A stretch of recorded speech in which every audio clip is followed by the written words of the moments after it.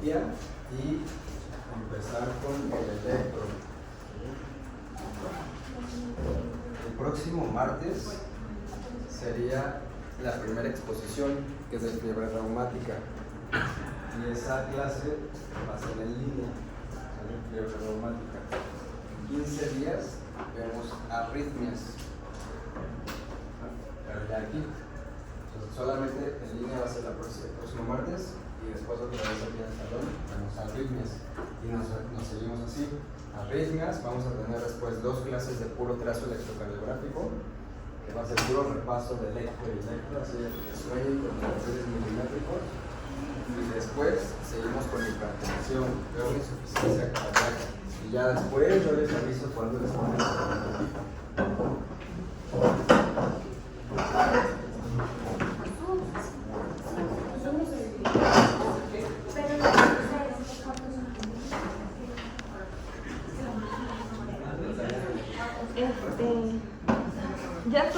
¿Ya todos tienen equipo para lo de las exposiciones? ¿Todos? ¿Absolutamente todos? ¿No falta nadie? No, bueno, listo. Entonces nos quedamos que toda célula tiene una parte negativa y una parte positiva. Quedamos que las aurículas, ventrículos y células especiales tienen una carga muy negativa. A veces tan negativa como las fibras especiales que llegan a menos 100 milivolts. Esas células pueden desencadenar un potencial que se vaya hasta la parte positiva. Esa positividad se llama potencial de inversión.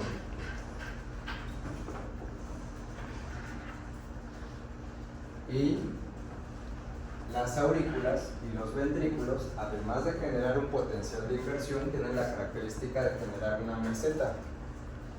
La aurícula, una meseta pequeña, y el ventrículo, como es más masa, pues una meseta mucho más grande, más larga. ¿De qué depende la meseta que se forme? Del tiempo que dura su potencial de acción. Entonces, el tiempo que dura despolarizada la aurícula es de 0.2 segundos. Y el tiempo que dura despolarizado el ventrículo es de 0.3 segundos.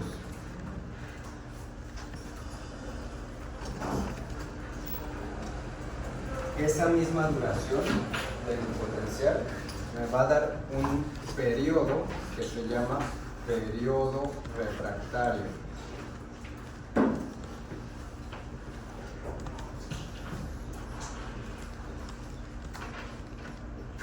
Entonces tengo 2 periodos, periodo refractario de la aurícula y periodo refractario del ventrículo.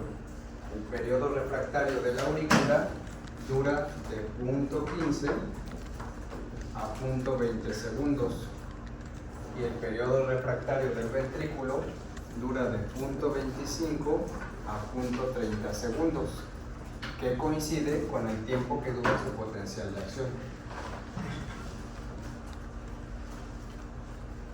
¿Cuál es la característica de este periodo refractario? Que el músculo de la aurícula o del ventrículo puede volver a tener despolarizaciones, y entonces genera una arritmia, porque puede tener todavía canales de sodio sensibles a ser despolarizados. Entonces el músculo cardíaco, para protegerse de generar arritmias, hace un periodo negativo en la célula que se llama periodo refractario relativo.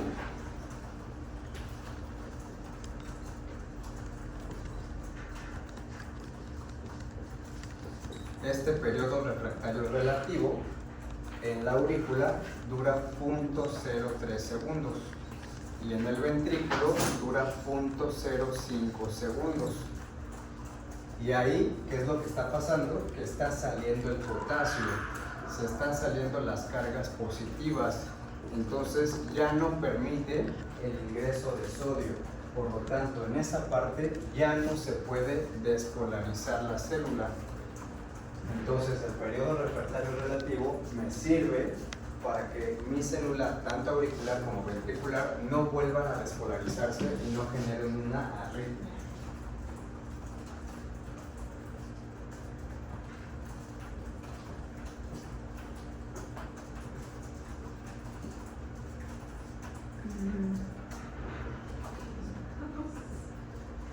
Y por último, vamos a ver lo que viene hasta el final de todo el tema cardiovascular en su libro, el Guyton, que es de las ondas y las presiones, de volumen y presión.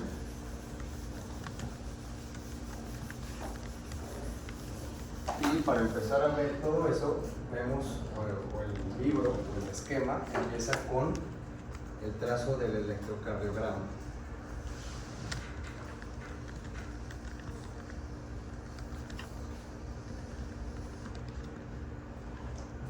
El electro está caracterizado por tener una onda P,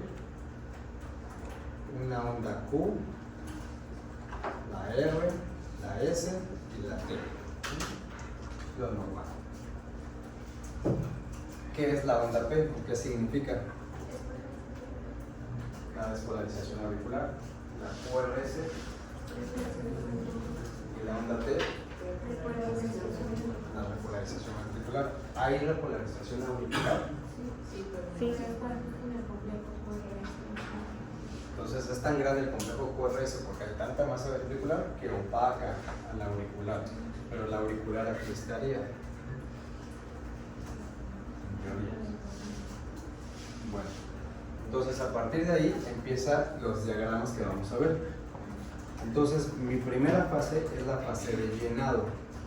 La fase de llenado, como su nombre lo dice, empieza en la diástole. Se empieza a llenar el ventrículo, se empieza a llenar y con la contracción auricular va a ser su último impulso de llenado, que es el 25% del llenado. Mi llenado ventricular tiene 3 fases.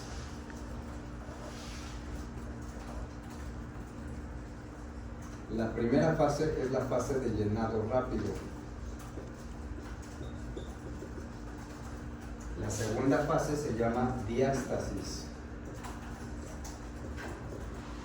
Y la tercera fase se llama, como su nombre lo indica, contracción auricular.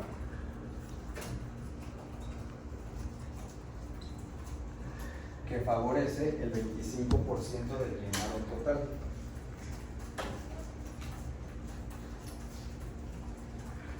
Esas son mis 3 fases de llenado ventricular.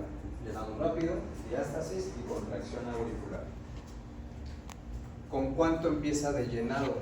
¿Cuántos mililitros empiezan aquí? Vimos que no eran 0. Era el volumen telesistólico. ¿Cuánto es el volumen telesistólico?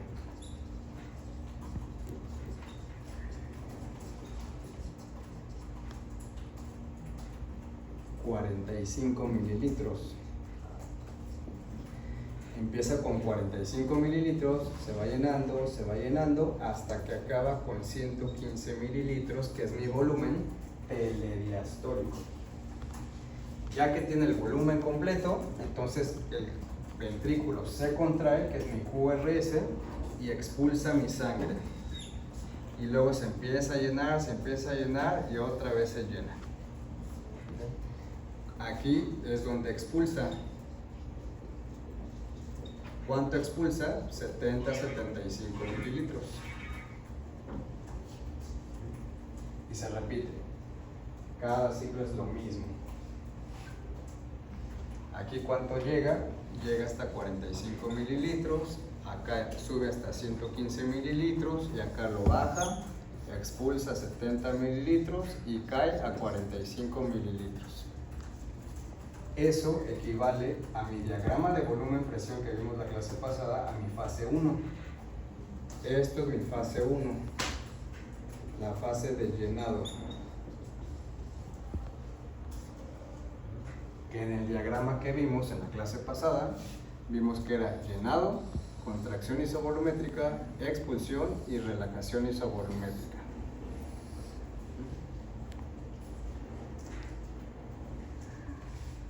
Luego viene otro diagrama que es el de la presión auricular. La presión auricular consta de 3 ondas. Una onda A, una onda C y una onda V. La onda A va junto con la contracción auricular. va de la mano con la contracción auricular. Entonces la misma presión de la aurícula es la que me puede generar la onda A. ¿Dónde la puedo ver esa? En la yugular. En la vena yugular puedo ver esas 3 ondas. La onda C va de la mano con mi contracción ventricular, mi URS. ¿Por qué? Pues yo tengo aquí a mi aurícula derecha, mi aurícula izquierda, mi ventrículo derecho y mi ventrículo izquierdo. Y aquí tengo la salida que va a la arteria pulmonar. Aquí tengo mi mitral y aquí tengo mi tricúspide. Entonces, se empieza a llenar de sangre el corazón, aquí en la parte derecha. Y luego se llena más,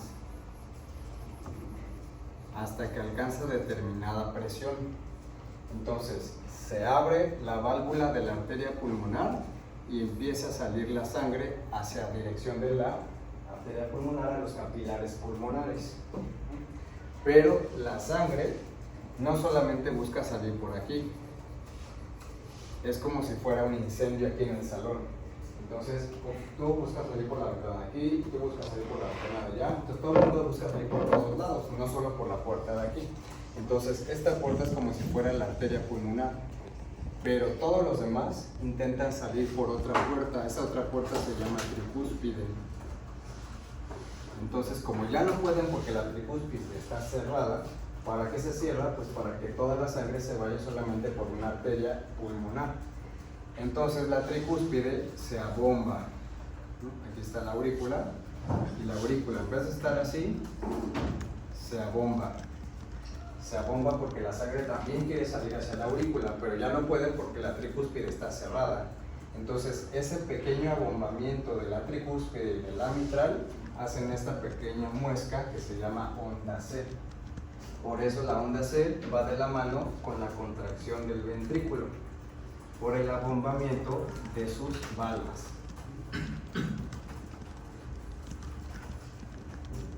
Y la onda V va de la mano con el llenado pasivo. Se están volviendo a llenar las aurículas. ¿De dónde proviene la sangre de la parte derecha? De las venas cavas. Y de la parte izquierda, de las venas pulmonares. Es el llenado pasivo. Empieza a incrementar la cantidad de líquido en la aurícula. Más líquido, más presión. Entonces, en cuanto empieza a caer el llenado pasivo en las aurículas, de no tener casi nada de líquido y recibir líquido de la nada de forma abrupta, ese pequeño incremento de presión pasivo aumenta ese pico. Entonces la onda V es el llenado pasivo proveniente de las venas. Venas pulmonares del lado izquierdo y venas cavas del lado derecho. Esa es la presión auricular.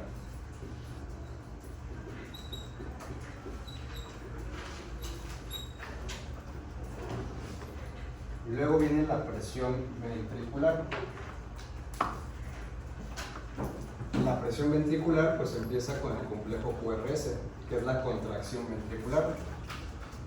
¿Y dónde termina? Donde termina la relajación, que es la onda T.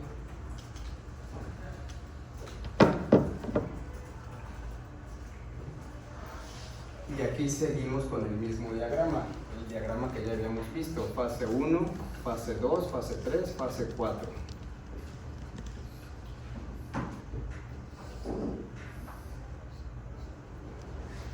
Entonces la fase 1 ya la vimos, que es la fase de llenado.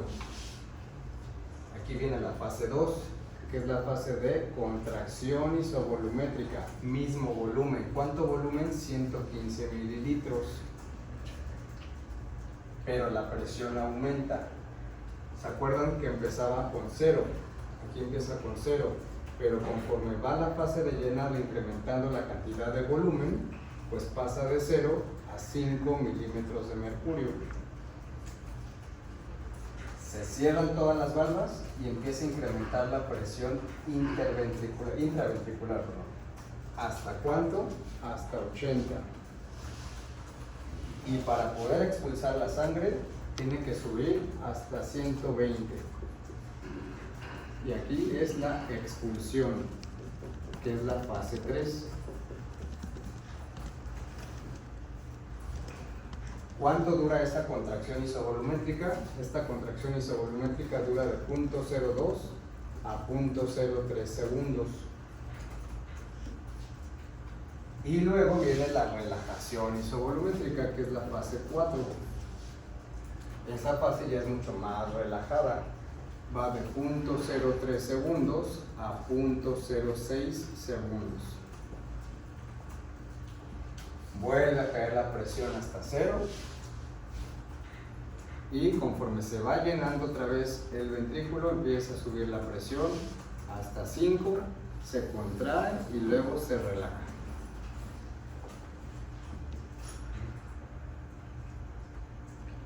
Y de la mano con la presión ventricular viene la presión de la aorta. La presión de la aorta oscila muy poco, entre 80 y 120.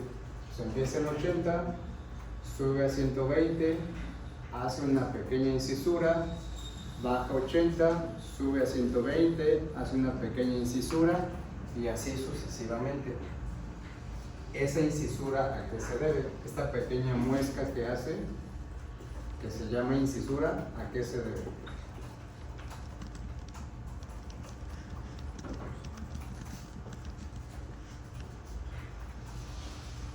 ¿Han llenado abducción? ¿De quién? ¿Del ovículo? No, de la aorta. Entonces, viene tu contracción ventricular. Junto con la contracción ventricular que viene la expulsión. Entonces, de tu aorta vas a sacar un chisguete rápido y con alta presión de 70 mililitros, que es tu volumen latido que se expulsa. Ese volumen pasa directamente hacia la aorta ascendente, pero viene muy rápido y con alta presión. Entonces le pega a la aorta y la aorta, boom, se distiende porque es mucho volumen que no esperaba, pero el cuerpo dice, oye, te me vas a romper, entonces vuélvete a contraer y eso se llama reflejo miogénico. Es el reflejo propio de la aorta para no romperse. ¿Y a qué se debe? Al volumen súbito, con alto volumen y con alta presión, que viene desde la cavidad ventricular. Entonces, ese reflejo miogénico es el que me ocasiona la pequeña muesca de incisura. Y es una protección normal de todos los músculos del cuerpo, de toda la vasculatura muscular.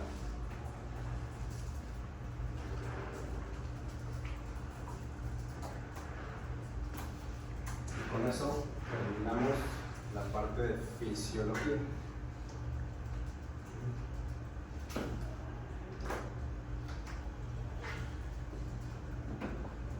Entonces todo esto viene en el gaito.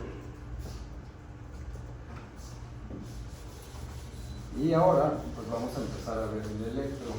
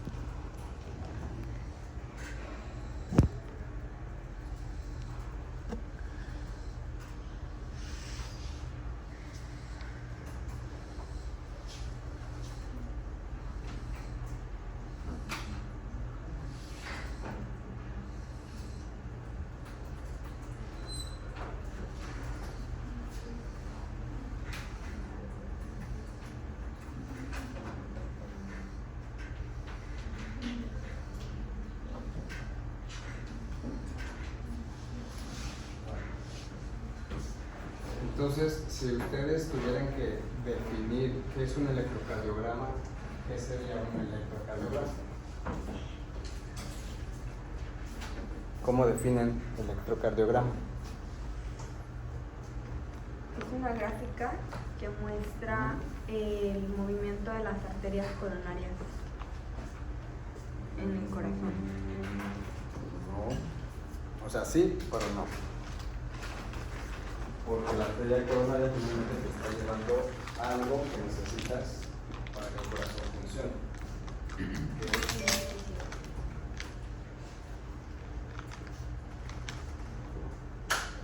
quedamos que, ¿por qué funcionaba el corazón gracias a qué y qué? Aurículas y ventrículos. A los ácidos grasos. Ah. Gracias. Y al oxígeno. Ah, sí. Y los ácidos grasos, ¿qué te van a generar? Energía, Energía. que es ¿Por el medio de ADP, quién? ADP y adenosina. Por el ciclo de Krebs. Ujú. Entonces, esa energía, ¿cómo se traduce en el corazón?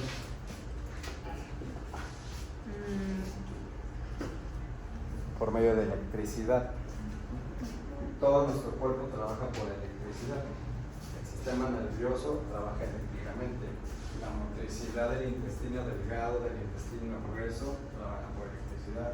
La liberación de hormonas trabaja por electricidad. Entonces, todo trabaja con electricidad. Entonces, el electrocardiograma es la representación gráfica de la electricidad cardíaca. Un electroencefalograma es la representación gráfica de la electricidad del cerebro, sistema nervioso central.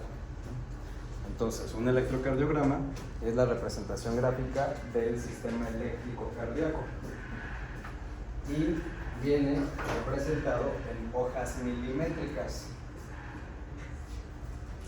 Este papel del electrocardiograma tienen ustedes que verificar que venga a una velocidad de 25 milímetros por segundo. Esa es la velocidad promedio normal del papel. Yo la puedo modificar y la puedo hacer más lenta o más rápida. Pero, ¿qué pasa si yo la hago más rápida? ¿Se puede confundir con una taquicardia? Puedo pensar que, ay, no sé, es que tiene taquicardia supraventricular. No, no, espérate, es que tiene una velocidad de 40 milímetros por segundo. Entonces puedo hacer parecer que tiene una arritmia cuando no lo es, o al revés. Si lo hago más lento, puede parecer una bradicardia severa o un bloqueo AV cuando no lo tiene. Entonces primero tengo que verificar que mi electro esté a una velocidad constante de 25 milímetros por segundo. Luego, mi trazo lo puedo dividir en dos, en lo basal y a lo alto. Lo alto me mide el voltaje y lo largo o lo basal me mide el tiempo. El tiempo se mide en segundos y el voltaje se mide en milivolts.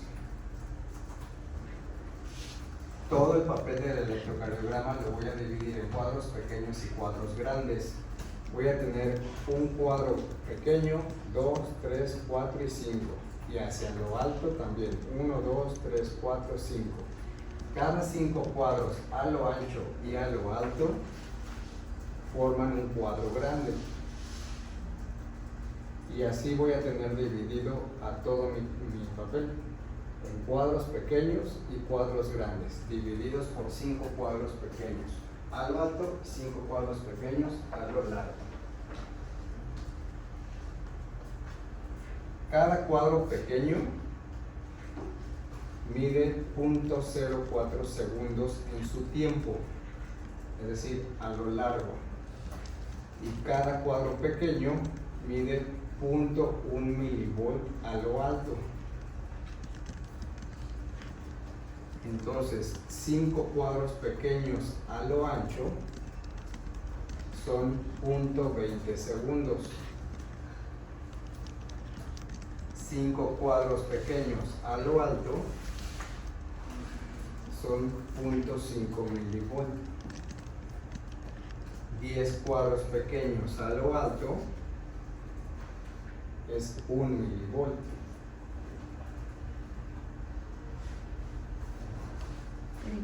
¿Por qué es importante eso? Porque yo voy a medir directamente, el papel no me lo va, el aparato no me lo va a medir, casi siempre. Yo tengo que medir los voltajes. ¿Por qué? Porque de eso va a depender que tenga hipertrofias, que tenga crecimientos.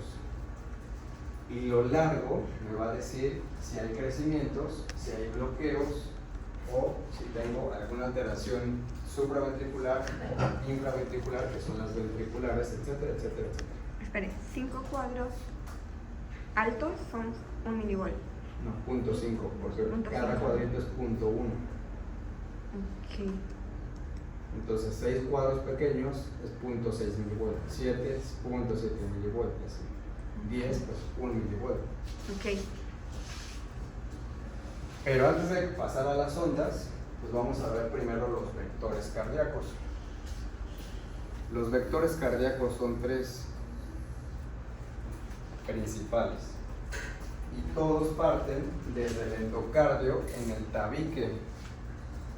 Aquí es donde se despolariza inicialmente el ventrículo, ¿no? Y de ahí parten las 2 fibras de Purkinje al lado derecho y al lado izquierdo. ¿Por qué es importante esto? Porque yo en mi electrocardiograma tengo una línea que se llama línea isoeléctrica o isodifásica. Esta línea isoeléctrica o isodifásica me divide todos mis potenciales en mi papel en positivos o negativos. Esa línea significa que mis cargas positivas y mis cargas negativas son iguales, están en equilibrio, por lo tanto esta línea equivale a 0, es igual a 0. Esta línea no existe, esta línea me la imagino. Entonces todo lo que esté por arriba es una carga positiva, es una onda positiva, y todo lo que esté por abajo es una carga negativa u onda negativa. Entonces hay ondas T negativas. Una onda T negativa está por debajo de mi línea isodifásica. Un QRS positivo está por arriba de mi línea isodifásica. Todo lo que esté por arriba es positivo y lo que esté por abajo es negativo. ¿Y de qué depende que sea positivo o negativo? Pues ahora sí depende de los vectores. Los vectores son 3. Vector 1, vector 2 y el vector 3. Todo vector lleva una dirección y sentido, ¿no? Eso es de física de la prepa. Todo vector lleva una dirección y sentido, y la flecha siempre va hacia lo positivo. Esta flecha siempre va a lo positivo, esta flecha va a lo positivo y esta flecha va a lo positivo. Quiere decir que parten de un punto negativo. Electrofisiológicamente, ¿qué significa? Que la parte de donde surgen estos vectores es porque ahí se está despolarizando por primera vez la célula. Entonces, ¿qué pasa en una despolarización? Que ingresa de forma masiva el sodio. Entonces toda mi carga se vuelve positiva adentro de la célula.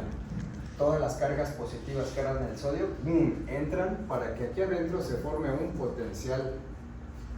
Entonces toda la parte de afuera se queda negativa.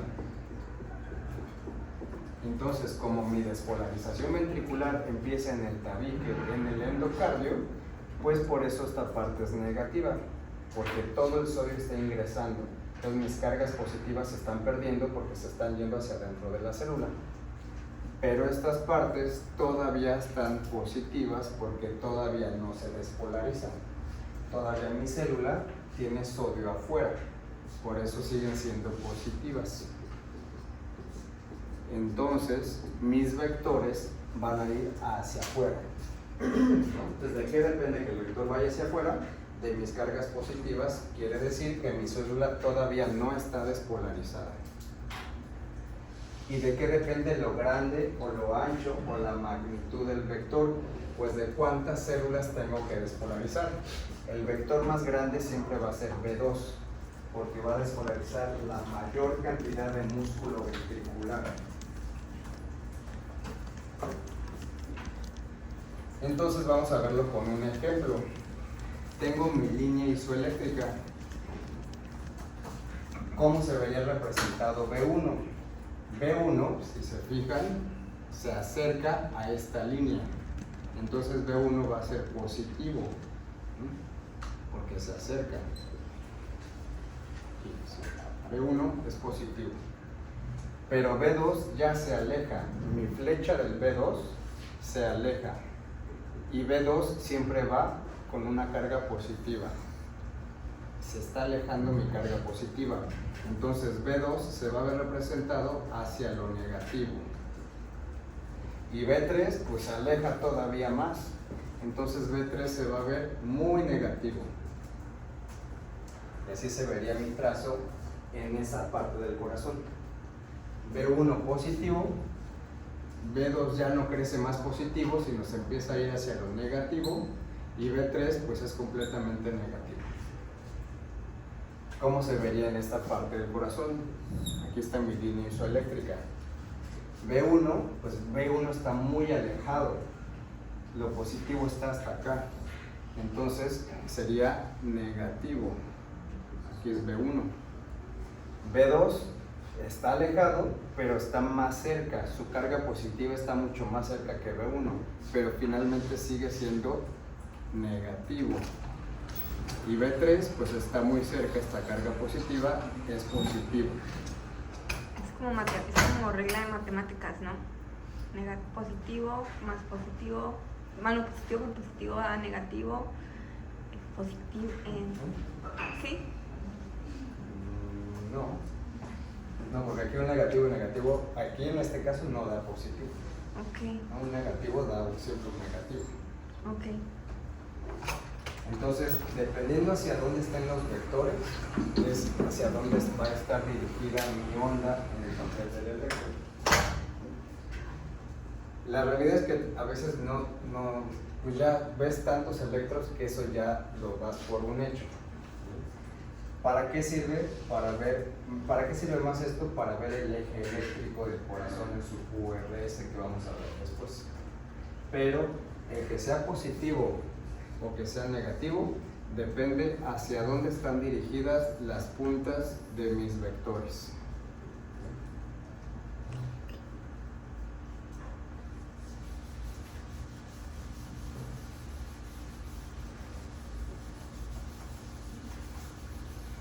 Me preguntaba ahorita uno de sus compañeros que le dejaron de tarea saber por qué ABR es negativo.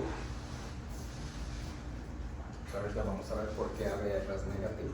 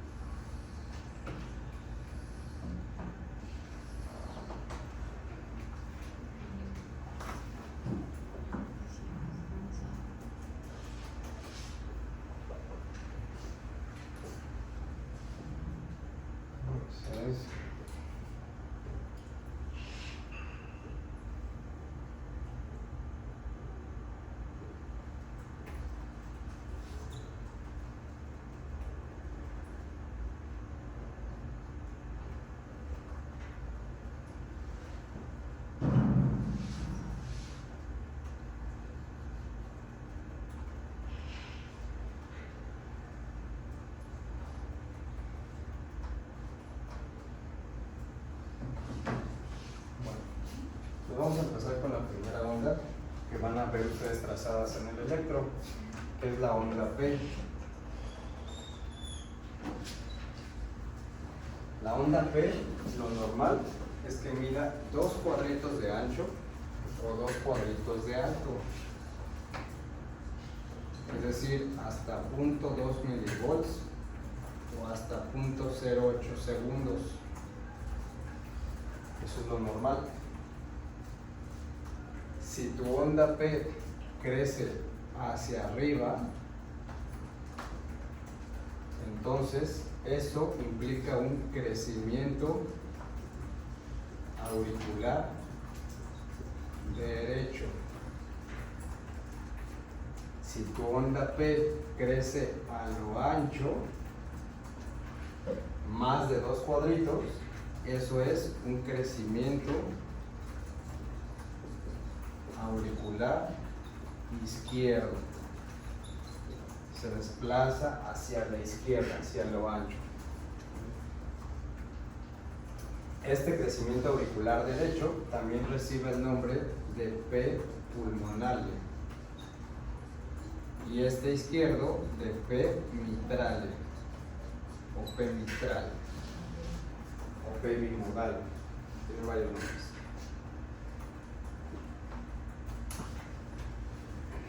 Luego viene el PR. Tenemos aquí a mi P, luego mi QRS y luego mi T.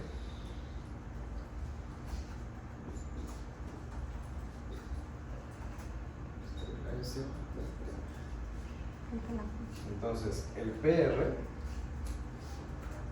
empieza donde empieza la P y termina donde empieza mi QRS.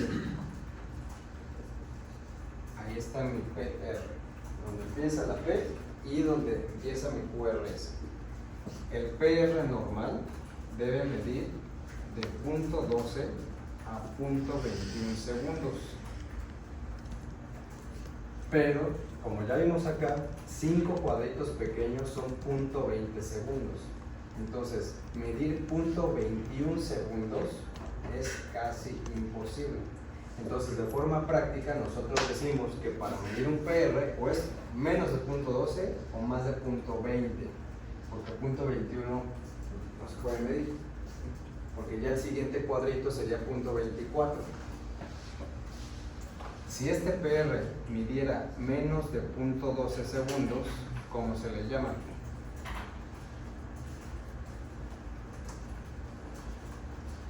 .12 segundos es muy rápido. Aquí estamos viendo esta P, QRS y T. Y un menos de 0.12 sería así, P, QRS, T.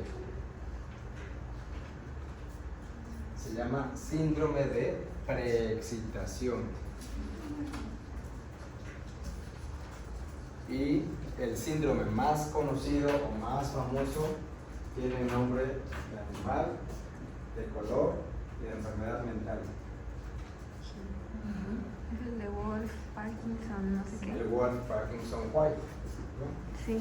Entonces, el síndrome de Wolff-Parkinson-White es un síndrome de preexcitación y se caracteriza porque se estimula un haz anormal.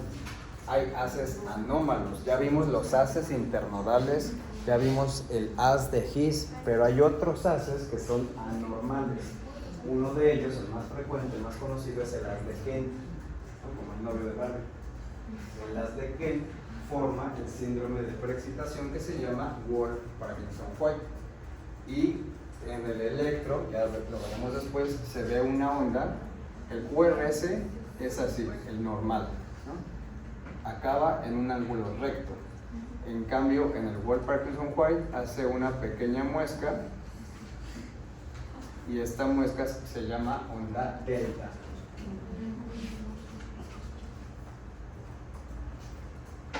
Y aquí luego va la P. Aquí está la P. Entonces no hay un PR, ¿no?, que lo divida. Y aquí sí. Aquí está el PR y aquí no puedes medir el PR. Está tan corto que se juntan la P y el QRS. Entonces, menos de 0.12 es síndrome de preexcitación. Y más de 0.21, que es un un bloqueo. Bloqueo auriculoventricular. Entonces, este es un trazo normal, este es un trazo de preexcitación y este sería un trazo de bloqueo. Tarda mucho en pasar el estímulo desde la aurícula al ventrículo. ¿Por qué? Porque está dañado una de las partes, o el nodo sinusal, o la parte de los internodales, o el nodo auriculoventricular. Por eso se llama bloqueo auriculoventricular. Se está dañando el paso desde la aurícula al ventrículo. ¿Por qué o dónde? No sé.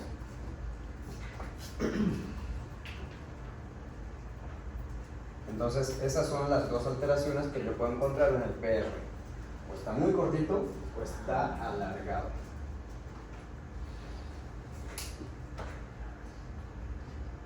Luego viene mi QRS. El QRS, lo normal es que el ancho mida hasta 0.08 segundos y lo alto mida hasta 1 milivolt, o sea 10 cuadros. ¿De qué va a depender lo alto de mi eje, de mi complejo QRS? Pues si soy delgado, si mido 1,60, si mido 1,30, si mido 2 metros, si tengo obesidad, si tengo ginecomastia, etcétera, etcétera. Entonces, cuando yo encuentre mi trazo del QRS más grande, a lo alto, tengo que pensar en una hipertrofia. Y pues tengo dos ventrículos, entonces puedo tener dos hipertrofias. Hipertrofia del ventrículo derecho e hipertrofia del ventrículo izquierdo. Para saber si es derecho, van a buscar en qué consiste el índice de Cabrera. Y el lado izquierdo, el índice de Sokolov. Hay otro de Lewis, pero eso es más complejo. Este es mucho más rápido y sencillo.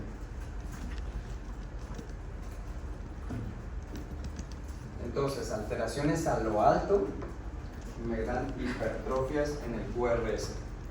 Y cuando mi QRS se hace muy ancho, pueden ser dos cosas. Puede ser un bloqueo de rama y pues tengo lo mismo, ¿no? Tengo un ventrículo derecho que se puede bloquear o tengo un ventrículo izquierdo que se puede bloquear. Entonces tengo bloqueos de rama derecha y bloqueos de rama izquierda. ¿Qué significa de rama? De rama de Purkinje. La rama de Purkinje del lado derecho se bloquea o la rama izquierda de Purkinje se bloquea. Y cada uno tiene su imagen característica que ya vamos a ver en los electros, ¿no? Y la otra manifestación que yo puedo encontrar con un QRS ancho es una arritmia. Una arritmia que proviene del ventrículo. Entonces las arritmias ventriculares se ven con trazos anchos. Un QRS ancho y que pierde su morfología. En cambio, las arritmias supraventriculares tienen un QRS muy angosto.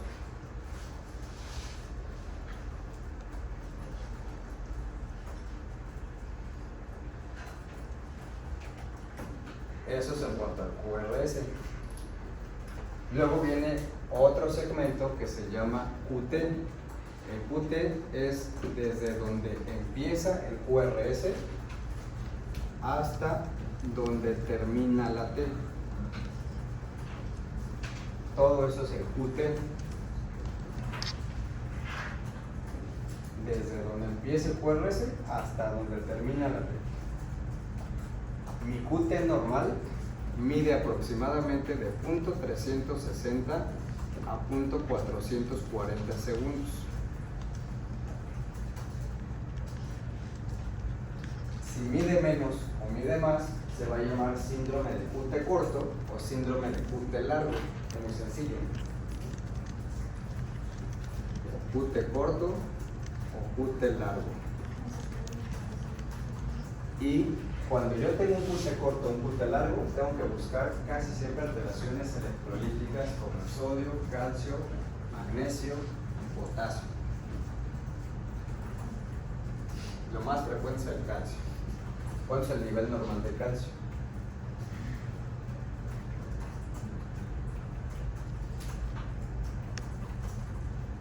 La sangre.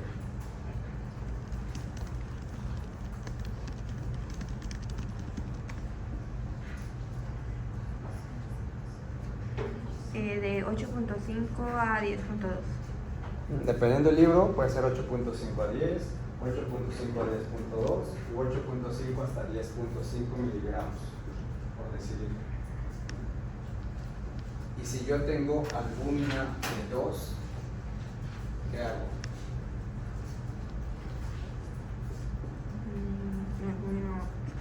El valor de albúmina. ¿Cuánto es mi nivel de albúmina normal? De 3.4 a 5.4, o sea, la albúmina va a estar disminuida. Si Bueno, es- el margen es más pequeño, es de 3.5 a 4.5. Ah, ok. Promedio 4.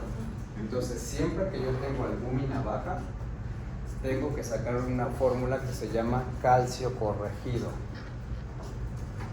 Porque puede ser que mi calcio esté anormal porque mi albúmina esté baja. Entonces, siempre que yo estoy viendo mi albúmina baja, tengo que sacar la fórmula de calcio corregido para ver si necesita el paciente calcio o no.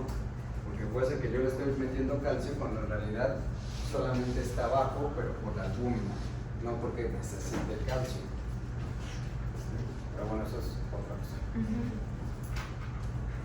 Entonces, se vayan por el QT. QT largo, QT corto, dependiendo de si está más corto de 360 o está más largo de 440. Y finalmente viene la onda T. La onda T en su anchura no tiene un valor específico.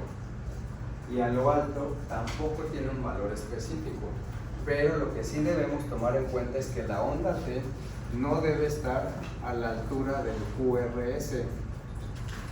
Eso no es lo normal.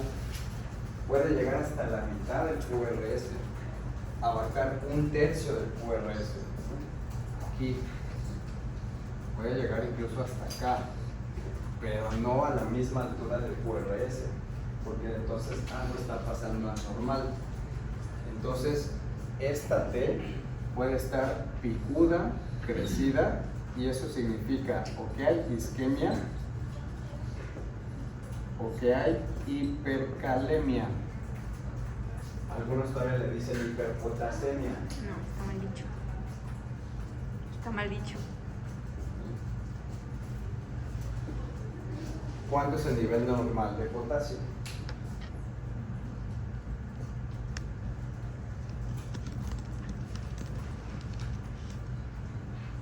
De 3.7 a 5.2. Okay. 3.5 a 5.5. Los laboratorios casi siempre van a variar en cuanto a sus valores de referencia, pero de manera más universal, casi siempre los valores son estrictos entre cierto y cierto margen. ¿Por qué? Porque sabemos que a partir de 5.5 ya es hipercalemia.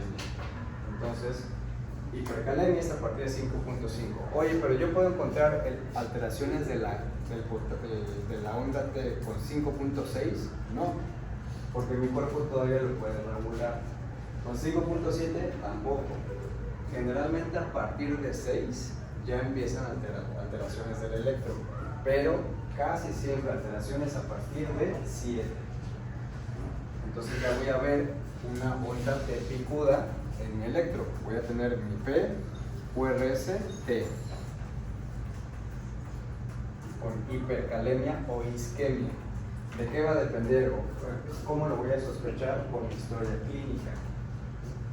Si es un paciente que viene porque ayer se fue a correr 20 kilómetros cuando no corría y no hacía ejercicio, pues tengo rhabdomiólisis con liberación masiva de ácido fólico de potasio y aparte CPK. Entonces voy a tener hipercalemia. Tengo que controlar su uresis y el potasio, porque si no se me va a infartar. O viene la señora, ¿no?, de 60 años, trae a su esposo y le dice que a las 3 de la mañana empezó con un dolor precordial, con irradiación al cuello y hacia el brazo izquierdo con liberación adrenérgica. Infarto. Entonces está por una isquemia. Entonces, ¿de qué va a depender esta elevación de la onda T? Pues depende de tu historia clínica. Lo tienes que corroborar con laboratorios, con un papel de electro, etc. Dímero de... Bueno, depende de qué busques. Y lo último es el punto J. El punto J está aquí, justo donde termina el QRS y empieza toda la onda T, toda la repolarización. Esto se llama punto J, o también se le conoce como segmento ST.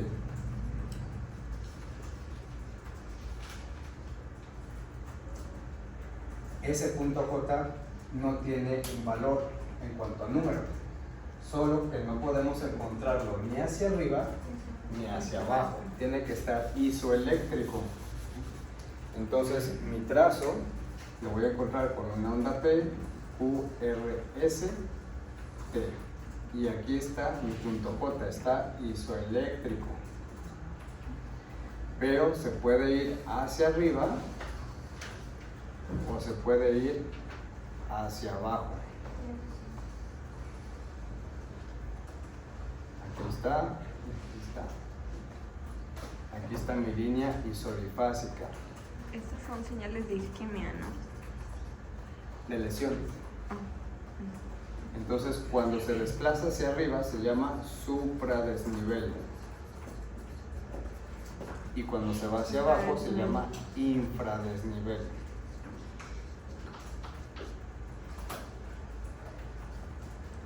Entonces, cuando clasificamos a los infartos pueden ser un SICA, síndrome coronario agudo, de tipo infarto agudo al miocardio con elevación del ST. Y cuando lo veamos en el electro, vamos a tener un supradesnivel del ST. O al revés, un SICA, síndrome coronario agudo de tipo infarto agudo al miocardio, sin elevación del ST. Por lo tanto, vamos a esperar un infradesnivel del ST en el electrocardiograma. Para eso nos sirve.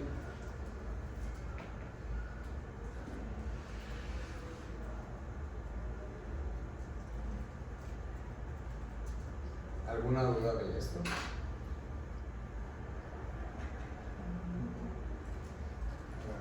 Y por último, vamos a ver las derivaciones, porque estas ondas pues las vamos a encontrar en todas las derivaciones del papel del electro, pero a lo mejor las vamos a encontrar anormales en algún tipo de derivaciones que en otras no. Entonces hay que saber cuáles son las derivaciones que existen para saber cuáles son las caras del corazón que están afectadas.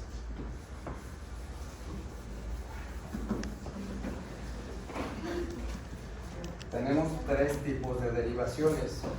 Las derivaciones bipolares. No, dale.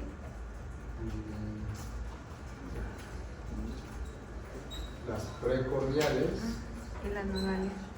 y las unipolares. Las más fáciles son las precordiales. Las precordiales son las que los ponen los chupones así en la telenovela, en la película, y que pues los chupones en el pecho. Esas son las precordiales que van del B1 al B6. ¿Dónde va B1?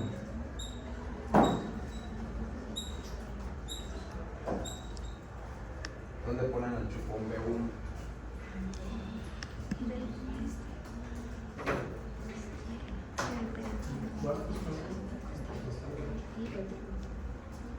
¿Al lado de quién? En la línea parasternal derecha. B2, pues lo mismo, pero en la línea parasternal izquierda. B4. B4, quinto espacio intercostal en la línea medio clavicular. Ajá, justo donde cae, bueno, normalmente donde debe caer el pezón, ahí es el B4. Y B3, pues entre B2 y B4. Luego B5 en la línea axilar anterior, quinto espacio intercostal, y B6, línea axilar media en el quinto espacio intercostal. Esas son las precordiales, las normales.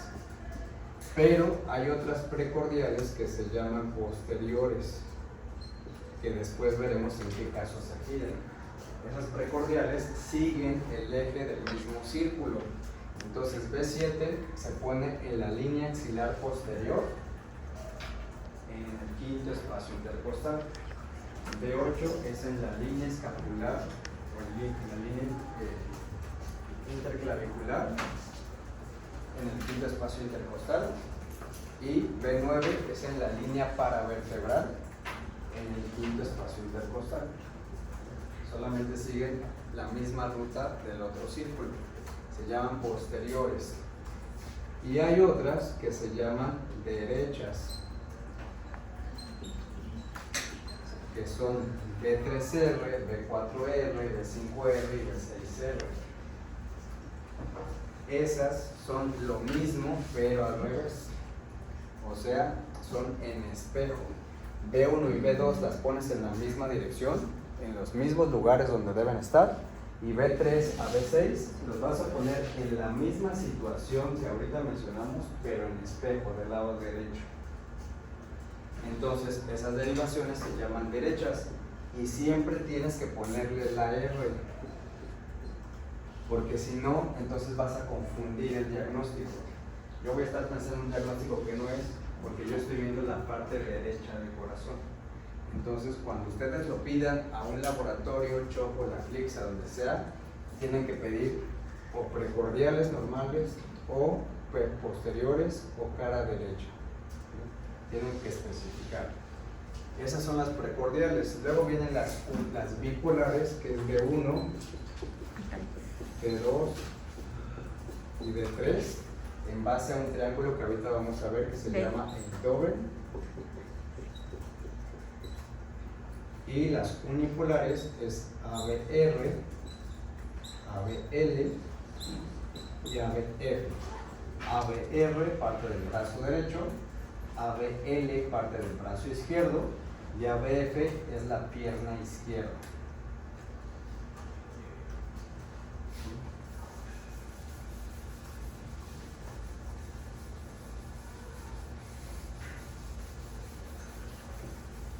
Doctor, tengo una pregunta curiosa.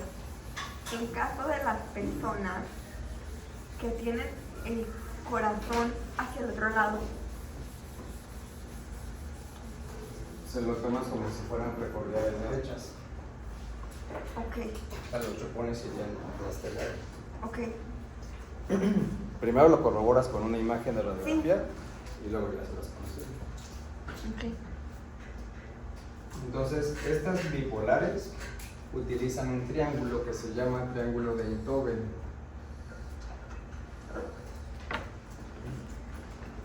El triángulo de Einthoven se basa en lo que vimos de los vectores.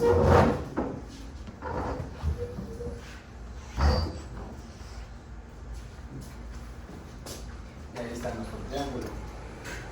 El triángulo tiene las 3 Ds, de 1, D2 y D3. D1 es la horizontal, D2 es la derecha y D3 es la izquierda. Aquí abajo está mi pierna izquierda. Aquí arriba está mi brazo derecho y del otro lado está mi brazo izquierdo. Entonces, tomando en cuenta los vectores que habíamos visto al principio, aquí está la carga de despolarización. Aquí está mi vector 1, mi gran vector 2 y mi vector 3. Entonces aquí están mis cargas negativas porque aquí se está despolarizando la célula y todo esto es positivo porque todavía no se despolariza. Entonces D1 parte de aquí y va hacia acá. Tomando en cuenta cómo vienen las cargas o las polaridades del vector, pues aquí va a ser negativo y acá va a ser positivo. D2, tomando en cuenta cómo están los vectores, aquí tendrá su carga negativa y hasta acá tendrá su carga positiva.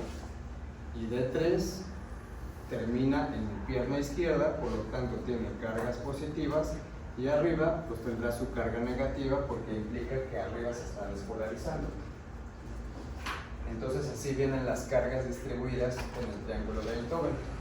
Por lo tanto, D1 empieza en el brazo derecho y termina en el brazo izquierdo con una polaridad inicial negativa y una polaridad final positiva. D2 parte del brazo derecho y termina en la pierna izquierda, empezando con una polaridad negativa y terminando con polaridad positiva. Y D3 va del brazo izquierdo a la pierna izquierda, empezando con polaridad negativa y terminando con polaridad positiva. ¿Para qué me sirve saber eso? Pues para sacar un eje, el eje eléctrico de mi complejo QRS. Podemos sacar los ejes eléctricos de todas, de la P, del QRS y de la T.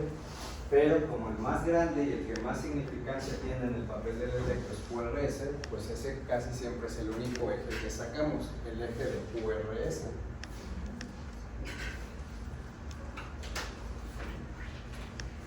Para sacar el eje de QRS vamos a poner este mismo triángulo, pero ahora junto con las derivaciones unipolares. Si se fijan, aquí estamos hablando solamente de bipolares, de 3, de 2 y de 1. Bipolares, utiliza dos polos, brazo derecho, brazo izquierdo y pierna izquierda. Y vamos a juntarlo con los unipolares.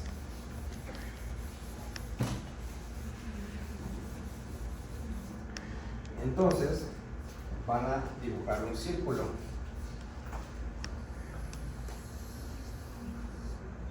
Y ese círculo lo vamos a dividir en 4. Primero lo vamos a dividir en 2, arriba y abajo. Esto es como si fuera D1. Aquí está D1. Este es mi mismo D1.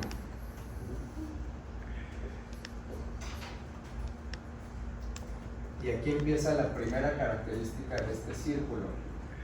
Las derivaciones bipolares van a ser perpendiculares a las derivaciones unipolares. Entonces, la siguiente derivación que parte mi círculo en derecha e izquierda es una unipolar. Y aquí está mi pierna izquierda. Entonces, siempre como ley, en ese círculo para sacar mi eje cardíaco, toda derivación bipolar, esta es una bipolar, tiene a su perpendicular unipolar. No puede haber perpendiculares bipolares con bipolares y unipolares con unipolares. Siempre tiene que ser una bipolar con una unipolar, una BU. Bipolar, unipolar, bipolar, unipolar. Entonces aquí tengo una bipolar con su perpendicular unipolar.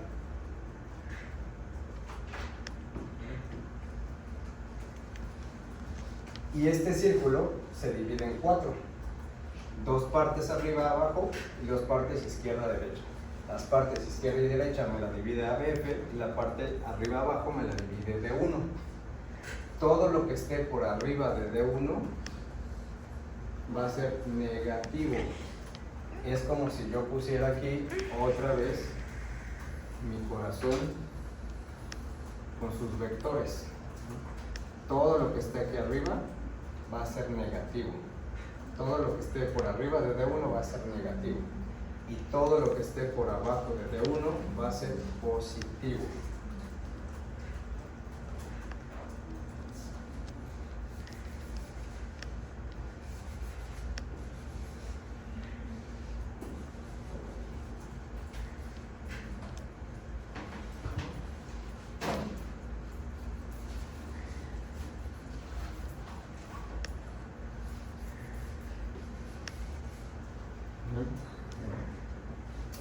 Entonces, tengo a mi bipolar D1 con su unipolar ABF. Esa es la primera regla, ¿no? Que todas las perpendiculares es bipolar con unipolar, o al revés, unipolar con bipolar. Luego, no puede seguir una bipolar con otra bipolar. Tienen que ser siempre alternadas. BU, BU, BU. Entonces, esta bipolar después no puede seguir por una bipolar, tiene que ser por una unipolar. Si seguimos el triángulo de Einthoven, pues la que va de derecha a izquierda, de arriba para abajo, es de 2, que va de mi brazo derecho a mi pierna izquierda. Entonces la que sigue es de 2, pero esa es bipolar, no puede ser seguida de esta, pero la bipolar que sigue es de 2. Y la otra bipolar que me queda es de 3. Para completar mi triángulo de Einthoven, que aquí está, de 3. Entonces ya tengo trazado mi triángulo. Lo único que tengo que corroborar es que coincida, que no se mezclen bipolares juntas o unipolares juntas. Entonces, tengo una bipolar, me sobra un espacio y después tengo una bipolar y después tengo una unipolar, si coincide. Después de una unipolar seguiría una bipolar y me queda un espacio libre. Y luego tengo otra bipolar que sigue siendo de 1. Las que me faltan, pues son las unipolares faltantes. Ya tengo una unipolar que es ABF. Me faltan 2. Una que viene del brazo derecho y una que viene del brazo izquierdo. La que viene del brazo derecho, ¿cuál será? ABR. ABR. Y la que viene del brazo izquierdo, ABL.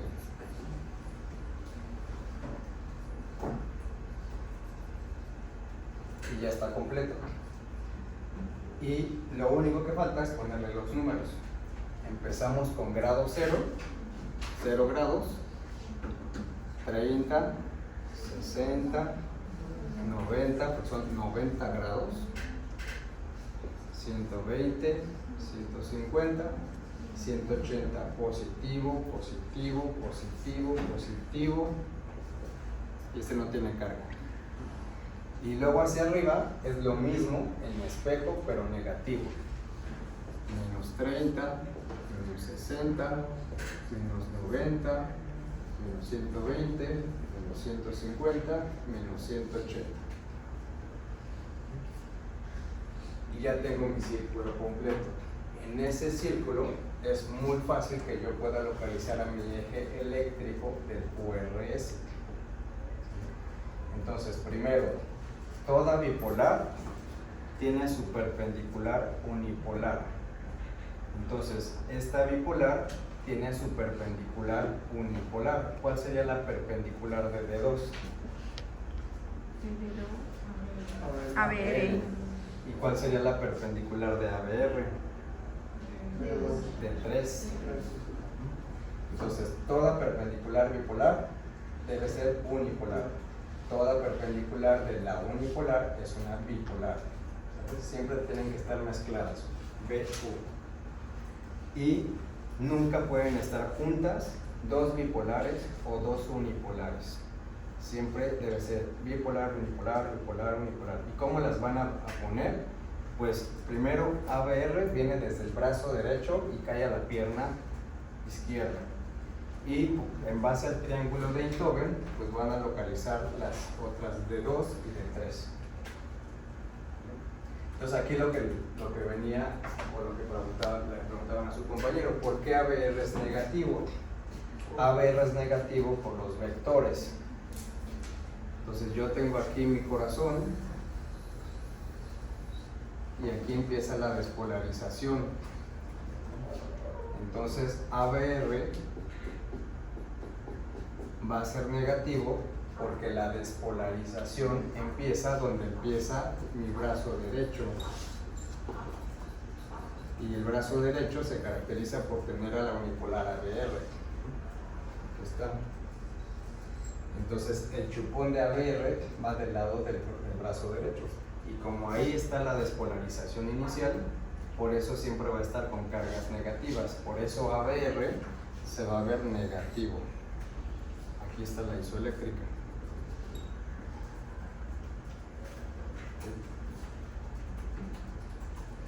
Y hasta ahí lo vamos a dejar. Entonces, la siguiente clase veríamos fiebre reumática y la vamos a ver en línea. Y ya dentro de 15 días, otra vez aquí en el salón, veremos arritmias. Y terminando arritmias, que es la parte patológica de lo que acabamos de ver, pues ya vamos a ver puros ejemplos con trazos electrocardiográficos. Para que se cansen. Y ya después le seguimos con hipertensión, insuficiencia cardíaca, infarto y luego ya todas las demás presentaciones.